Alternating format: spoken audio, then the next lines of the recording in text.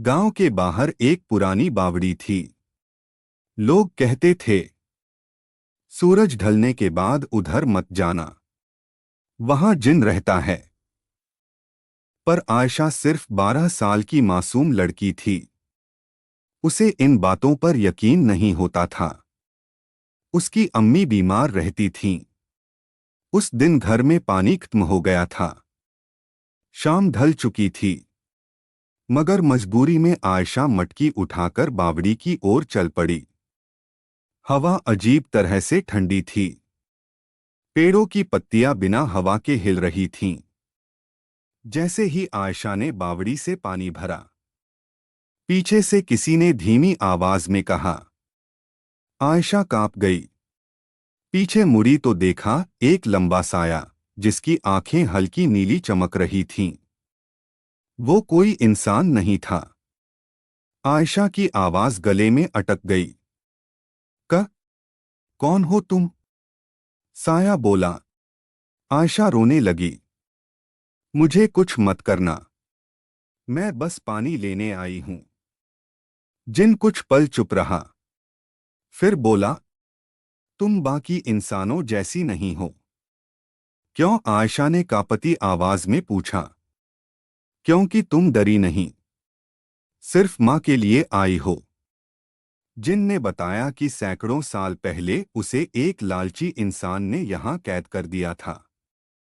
अब वो सिर्फ उसी इंसान को नुकसान पहुंचाता है जो लालच, झूठ या बुरे इरादे से आता है। आयशा की मासूमियत ने जिन का दिल पिघला दिया। जिन ने हाथ बढ़ाया। आयशा डर गई, मगर जिन ने मटकी को छुआ। अचानक मटकी का पानी चमकने लगा। ये पानी तुम्हारी मां को ठीक कर देगा, जिन बोला। लेकिन एक शर्त है। आयशा डर गई। क कैसी शर्त? किसी को मेरे बारे में सच मत बताना। लोग डर के कारण मुझे राक्षस बना देंगे। आयशा ने सिर हिला दिया। वो पानी लेकर घर आई। मां ने जैसे ही पानी पिया, उसी रात बुखार उतर गया। अगले दिन पूरा गांव हैरान था। पर कहानी यहीं खत्म नहीं हुई। कुछ दिन बाद गांव के कुछ लोग बावड़ी में खजाना ढूंढने पहुंचे। रात को चीखें गूंजी। सुबह वहां सिर्फ जले हुए निशान थे। आयशा दूर से सब देख रही थी। उसने समझ लिया, जिन बुरा नहीं था, बुरे इंसान थे। उस दिन के बाद आयशा कभी बावड़ी नहीं गई। लेकिन आज भी गांव में कहते हैं, अगर कोई मासूम दिल से पुकारे, तो वही जिन आज भी उसकी मदद करता है। गांव में उस रात के बाद सन्नाटा बस गया था। बावड़ी के पास जाने की हिम्मत कोई नहीं करता था। लेकिन आयशा की जिंदगी बदल चुकी थी। अब उसे हर रात 2:17 बजे नींद से झटका लगता। कमरे में ठंड बढ़ जाती और कानों में वही जानी पहचानी आवाज गूंजती। आयशा। पहली बार उसने ध्यान नहीं दिया। दूसरी रात आवाज और पास थी। तीसरी रात वो आवाज उसके कान के बिल्कुल पास थी। आयशा उठकर बैठ गई। कमरे के कोने में वही नीली चमक थी, वही जिन। लेकिन इस बार उसका चेहरा शांत नहीं था। उसकी आंखों में डर था। तुम तुम यहां क्यों आए हो? आयशा कांप गई। जिन ने धीमी आवाज में कहा, मेरी कैद टूट रही है। आयशा की सांस अटक गई। मतलब, जिस इंसान ने मुझे बांधा था, उसका खून फिर से जाग गया है। जिन ने बताया, सैकड़ों साल पहले जिस तांत्रिक ने उसे बावड़ी में कैद किया था, उसकी नस्ल का एक आदमी अब उसी गांव में आ चुका है। और वो जिन को अपने कब्जे में करना चाहता है। अचानक बाहर से जोर की आवाज आई। ठक ठक। ठक। आयशा की मां की आवाज आई। आयशा, दरवाजा क्यों हिल रहा है? जिन चिल्लाया, दरवाजा मत खोलना। लेकिन देर हो चुकी थी। दरवाजे के नीचे से काला धुआं अंदर घुसने लगा। दीवारों पर अजीब-अजीब निशान उभर आए। जिन पीछे हट गया। उसकी आवाज अब भारी थी। वो आ गया है। अचानक सब कुछ शांत हो गया। धुआं गायब। निशान मिट गए। जिन भी नहीं था। आयशा रोने लगी। उसे लगा सब सपना था। लेकिन तभी उसके हाथ में कुछ जलने लगा। उसकी हथेली पर एक निशान उभर आया। बावड़ी का निशान। अगली सुबह गांव में खबर फैल गई। एक अजनबी आदमी आया है। लंबा काला कोट, आंखों में अजीब लाल चमक, और सबसे डरावनी बात, वो हर किसी से एक ही सवाल पूछ रहा था। क्या यहां कोई लड़की रहती है जिसे जिन दिखाई देता है? आयशा समझ गई। अब खतरा सिर्फ जिन पर नहीं था, उस पर भी था। अब सवाल ये था, क्या आयशा जिन को बचाएगी या जिन उसे? अजनबी आदमी अब गांव में टिक चुका था। नाम बताया गया, फकीर शाह। दिन में वो साधारण लगता, लेकिन रात होते ही उसके घर से मंत्रों की डरावनी आवाजें आने लगतीं। आयशा का दिल गवाही दे रहा था। यही वही आदमी है जिससे जिन डर रहा था। उस रात ठीक 2:17 बजे आयशा फिर जाग गई। इस बार जिन खुद नहीं आया, बल्कि आई उसकी यादें। कमरे की दीवारें पिघलने लगीं। आयशा ने खुद को एक और ज़माने में पाया। वो वही बावड़ी थी, लेकिन नई नई बनी हुई। एक आदमी मंत्र पढ़ रहा था, फकीर शाह का पूर्वज। और सामने एक छोटी बच्ची खड़ी थी। आयशा कांप गई। वो बच्ची वही थी, लेकिन अलग कपड़ों में। अचानक आवाज गूंजी, तू सिर्फ इंसान नहीं है। जिन प्रकट हुआ, लेकिन इस बार वो आग से बना था। तू दो दुनियाओं का खून रखती है। आयशा की आंखों से आंसू बहने लगे। नहीं, मैं तो बस एक लड़की हूं। जिन बोला, तू पहली इंसान है जिसने मुझे बिना डर छुआ, क्योंकि तेरे अंदर मेरा अंश है। सच सामने आ चुका था। सैकड़ों साल पहले जब जिन को कैद किया गया था, उसकी ताकत को खत्म करने के लिए उसका एक हिस्सा एक मासूम इंसानी बच्ची में डाल दिया गया था। वो बच्ची आयशा थी, या यूं कहें, आयशा उसी बच्ची का पुनर्जन्म थी। अचानक सपना टूटा। बाहर चीख गूंजी। बाहर चीख गूंजी। आयशा दौड़कर बाहर निकली। पूरा गांव बावड़ी के पास जमा था। फकीर शाह जमीन पर तंत्रमंडल बना चुका था। हवा उल्टी बह रही थी। वो चिल्लाया, आज जिन मेरे कब्जे में होगा। बावड़ी से भयानक गर्जना हुई। जिन बाहर निकला। आधा धुआं, आधी आग। गांव वाले भाग खड़े हुए। फकीर शाह ने आयशा को देखा। हंसने लगा, तो तू ही है वो चाबी। उसने मंत्र पढ़ा। आयशा दर्द से चिल्लाई। उसकी आंखें नीली चमकने लगीं। जिन चीखा, मत पढ़। लेकिन देर हो चुकी थी। आयशा हवा में उठ गई। उस पल उसे सब याद आ गया। वो सिर्फ मासूम लड़की नहीं थी, वो बंधन थी। आयशा ने आंखें बंद कीं। और धीरे से बोली, अब बहुत हुआ। पूरा तंत्रमंडल टूट गया। फकीर शाह चीखता हुआ खुद उसी बावड़ी में खिंच गया। एक तेज रोशनी और फिर सन्नाटा। जब सब शांत हुआ, जिन आयशा के सामने खड़ा था, अब वो डरावना नहीं लग रहा था। वो झुका। तूने मुझे आजाद किया। आयशा मुस्कुराई। अब तुम कहाँ जाओगे? जिन बोला, जहां लालच नहीं, जहां मासूम दिल हो। धीरे धीरे वो रोशनी में बदल गया और आसमान में खो गया। आज भी गांव में कहते हैं, वो बावड़ी अब भी है, लेकिन वहां जिन नहीं, बस एक नीली रोशनी कभी कभी चमकती है।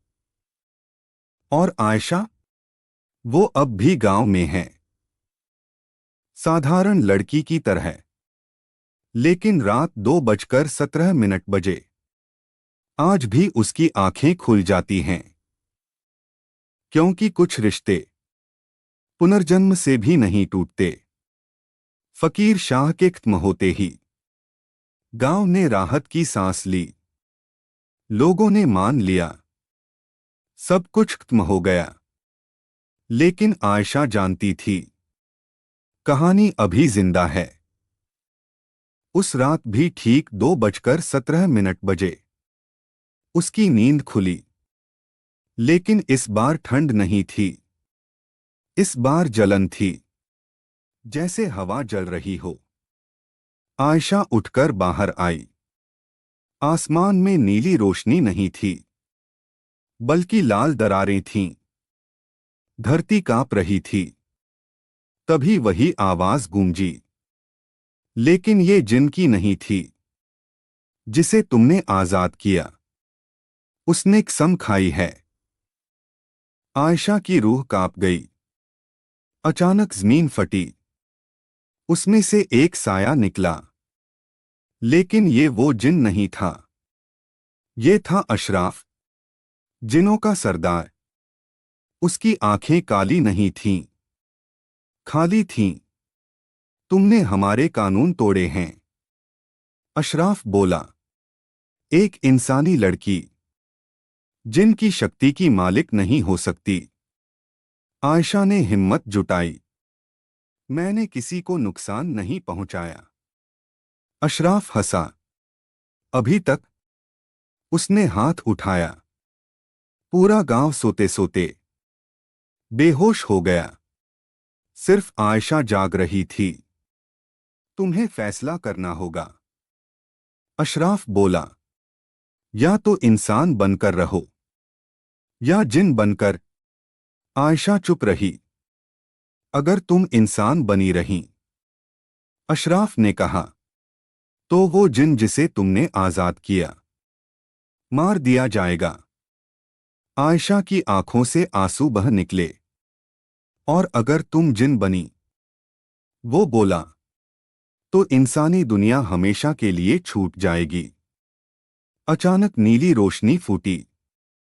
वो जिन वापस आ गया था। लेकिन अब वो पहले जैसा नहीं था। उसके शरीर पर जलते हुए निशान थे। उसकी आवाज भारी थी। मैंने कसम खाई है, अगर आयशा को छुआ गया, तो मैं सातों परतें जला दूंगा। अशराफ की आंखें सिमट गईं। तुम एक भगोड़े हो। जिन बोला, और वो मेरी अमानत है। आयशा चिल्लाई, बस करो। पूरा आसमान शांत हो गया। उस पल आयशा को सच्चाई समझ आई। ना वो पूरी इंसान थी, ना पूरी जिन। वो संतुलन थी। आयशा ने आगे बढ़कर अपना हाथ जमीन पर रखा। उसके हाथ से नीली और सुनहरी रोशनी निकली। धरती शांत हो गई। आसमान साफ हो गया। अशराफ पीछे हट गया। तुम नियम नहीं तोड़ रही, उसने कहा। तुम नया नियम बन रही हो। एक आखिरी नजर डालकर अशराफ गायब हो गया। जिन आयशा के सामने आया, पहली बार उसकी आंखों में सुकून था। अब मैं जा रहा हूं, वो बोला। कहाँ? आयशा ने पूछा। जहां से वापस नहीं लौटा जाता। आयशा की आंखें भर आईं। जिन ने मुस्कुराकर कहा, लेकिन जब कभी इंसान और जिन की दुनिया टकराएगी, तुम्हारा नाम पुकारा जाएगा। वो रोशनी बनकर हमेशा के लिए गायब हो गया। उस रात के बाद 2:17 पर आयशा की नींद नहीं खुलती। लेकिन गांव वाले कहते हैं, जब कभी हवा अचानक जलने लगे और नीली रोशनी जमीन को छू जाए, तो समझ लेना आयशा ने फिर संतुलन बना दिया है। सब कुछ सामान्य लग रहा था। आयशा अब बड़ी हो चुकी थी। वही गांव, वही बावड़ी। लेकिन 2:17 अब शांति का वक्त बन चुका था। कई सालों से ना नीली रोशनी दिखी, ना किसी जिन का नाम लिया गया। लोग भूल चुके थे, लेकिन बुराई कभी भूलती नहीं। उस रात शहर से एक नई लड़की गांव आई। नाम था जोया। मोबाइल में व्यस्त, कानों में ईयरफोन, डर जैसी चीज से अनजान। रात को उसका फोन अचानक बंद हो गया। नेटवर्क भी गायब। घड़ी देखी, रात के 2:16। बस 1 मिनट, जोया बड़बड़ाई। और तभी 2:17। पूरा गांव सन्नाटे में डूब गया। हवा ठंडी नहीं हुई, इस बार भारी हो गई। जोया ने सामने देखा। बावड़ी के पास एक नीली परछाई खड़ी थी। उसने कहा। परछाई ने सिर उठाया। तुमने बुलाया? जोया के हाथ से मोबाइल गिर गया। मैंने कुछ नहीं बुलाया, वो चीखी। आवाज पास आई। हर बार कोई मासूम नहीं होता। अचानक जमीन कांपी। बावड़ी से काला धुआं निकला। इस बार कोई जिन नहीं था, बल्कि कुछ पुराना था। जोया चीखी और पीछे भागी। तभी किसी ने उसका हाथ पकड़ा। भागो मत, वो मुड़ी। आयशा, अब भी वही शांत आंखें, लेकिन उनमें अनंत रातें छुपी थीं। तुम कौन हो? जोया कांप गई। आयशा बोली, जिसे लोग कहानी समझते हैं। आसमान में दरार पड़ी। नीली और लाल रोशनी टकराने लगी। आयशा ने जोया को अपने पीछे कर लिया। आज जो आया है। आयशा बोली, वो जिन नहीं, वो डर है। जोया रोने लगी। मैंने कुछ नहीं किया, आयशा ने धीमे से कहा। डर को बुलाने के लिए कुछ करना नहीं पड़ता। उसने जमीन पर हाथ रखा। घड़ी की सुइयां रुक गईं। 2:17 हमेशा के लिए ठहर गया। काले धुएं से एक आकृति बनी। बिना चेहरा, बिना आंख, सिर्फ भूख। आयशा की आवाज बदली। तुम यहां नहीं रह सकते। आकृति हंसी। तुम थक चुकी हो। संतुलन। पहली बार आयशा के चेहरे पर थकान दिखी। जोया ने रोते हुए कहा, अगर इसकी वजह मैं हूं, तो मुझे ले जाओ। आयशा चौंकी। यही था फर्क। मासूमियत अब भी जिंदा थी। आयशा ने मुस्कुराकर कहा, अब समझ आई, वो जिन क्यों मुझ पर भरोसा करता था। जोया के चारों ओर हल्की नीली रोशनी फैली। आकृति चीखी और दरार में खिंच गई। सब कुछ शांत। घड़ी फिर चलने लगी। 2:18। जोया बेहोश हो गई। सुबह गांव वाले बोले, रात कुछ अजीब था। जोया को कुछ याद नहीं था। सिर्फ एक बात, उसकी हथेली पर एक छोटा सा निशान था, बावड़ी का। आयशा दूर से देख रही थी। पहली बार उसके चेहरे पर डर नहीं, उम्मीद थी। कहानी खत्म नहीं हुई, बस अगली संतुलन तैयार हो रही थी। जोया को जब होश आया तो सुबह हो चुकी थी।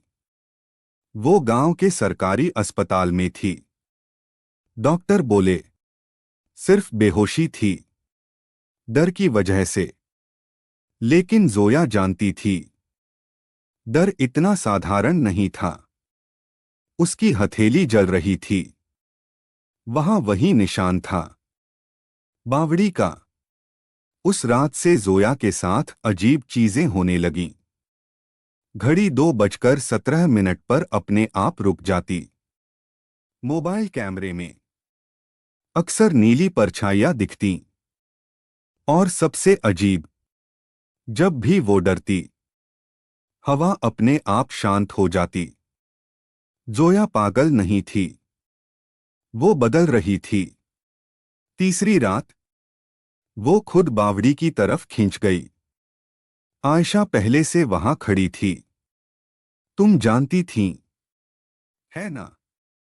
जोया की आवाज कांप रही थी। आयशा ने सिर हिलाया। अब तुम्हें सब सच जानना होगा। जैसे ही जोया ने बावड़ी में झांका, पानी नहीं दिखा, बल्कि यादें दिखीं। वो सारे लोग जो डर के आगे टूट गए थे।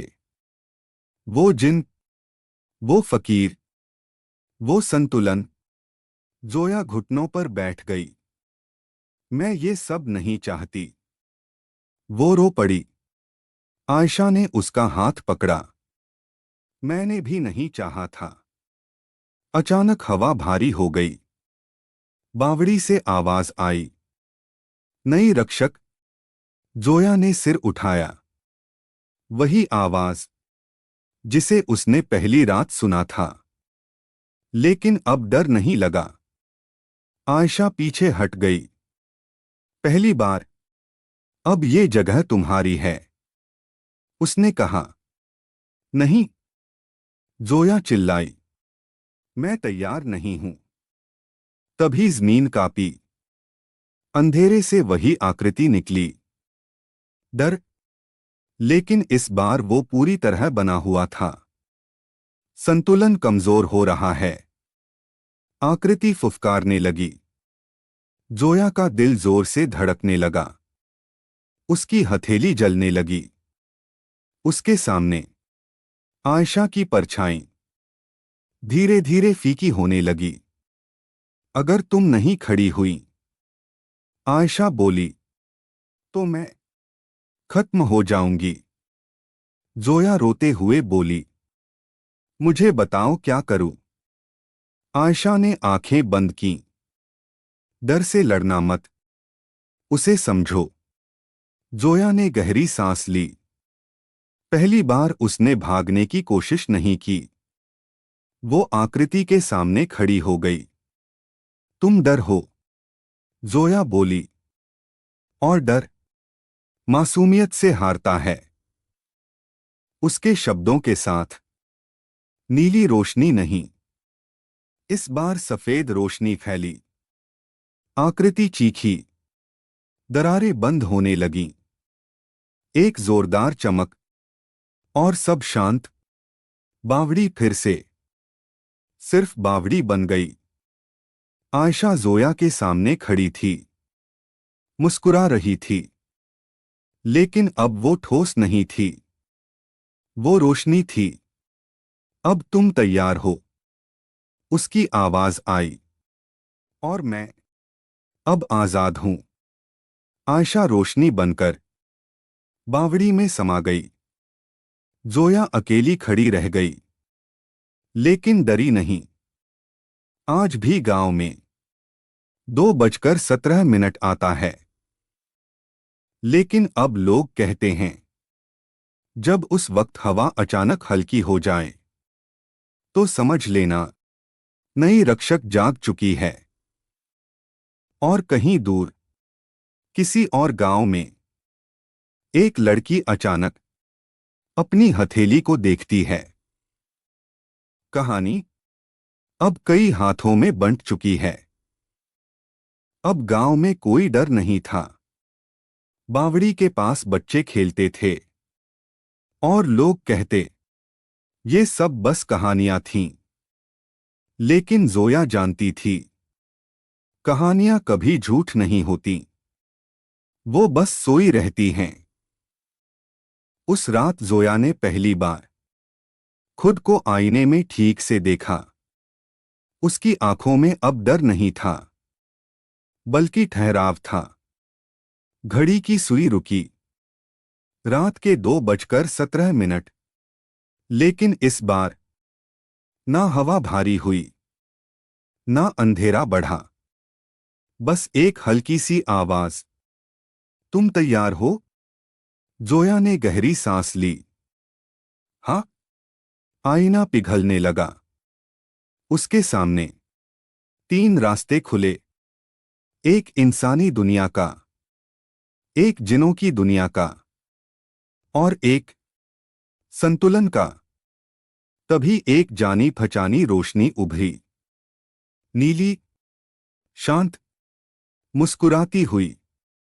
वो जिन, लेकिन अब डरावना नहीं। तुम?